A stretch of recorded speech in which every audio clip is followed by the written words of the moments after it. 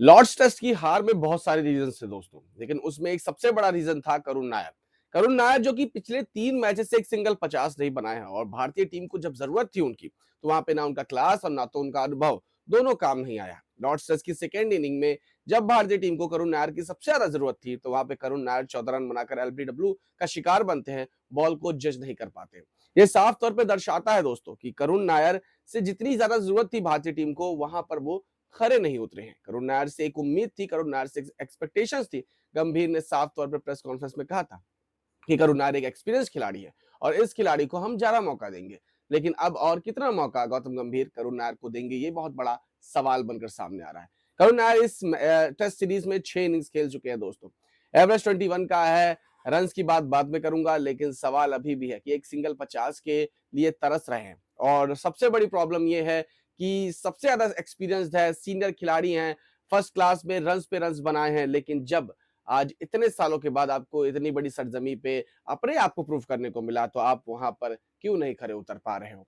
अब ऐसा लगता है कि भारतीय टीम ने सच में कुछ ऐसी गलतियां कर दी हैं, जिसकी वजह से अगर उस जगह पे कोई और खिलाड़ी होते, आप समझ गए होंगे मैं किन खिलाड़ियों का नाम ले रहा हूं, तो अगर वो खिलाड़ी आज यहाँ पर होते, तो शायद भारतीय टीम की कंडीशन कुछ और होती, क्योंकि अभी इस वक्त भारत की तरफ से इन 3 टेस्ट मैचेस में लगभग लगभग सारे खिलाड़ियों ने रन बनाए।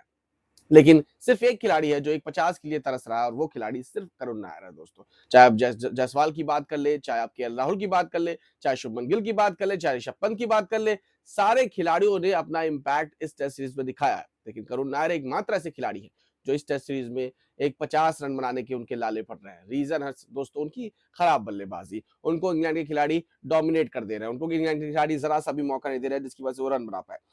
131 रन उनके अभी तक इस पूरे टेस्ट सीरीज में हैं, जिसमें लगभग 21 का एवरेज है। मिडिल ऑर्डर बल्लेबाज के लिए 21 का एवरेज बहुत अच्छा एवरेज नहीं होता है दोस्तों। मतलब साफ तौर पे अब शायद गौतम गंभीर उन्हें अगले मैच में ड्रॉप कर दे, और अगर उनको अगले मैच में ड्रॉप कर दिया जाता है, तो उनकी जगह पे कौन सा खिलाड़ी टीम में आएगा, ये भी बहुत बड़ा सवाल है। क्योंकि टीम ने कुछ ऐसे खिलाड़ियों को चुना है जिनके पास एक्सपीरियंस नहीं है, जैसे अभिमन्यु ईश्वरन और साई सुदर्शन। साई सुदर्शन को आपने पहले मैच में मौका दिया और उसके बाद बैठा दिया। करुण नायर लगातार मौके पा रहे हैं। अब सवाल ये उठता है कि करुण नायर क्या अगले 2 टेस्ट मैचेस में खेलेंगे या नहीं खेलेंगे, और अगर नायर अगले 2 टेस्ट मैचेस में खेलते हैं, तो एक बार फिर से वही बात आती है कि क्या नायर अपने इस मौके पे खरे उतर पाएंगे, क्योंकि 6 इनिंग्स में तो कुछ अच्छा कर नहीं पाए हैं। और ईश्वरन और साई सुदर्शन को अगर मौका मिलता है, तो उनसे आप उम्मीद क्या लगाएंगे, जब आपने शुरू के ही टेस्ट मैचेस में उन्हें मौका नहीं दिया।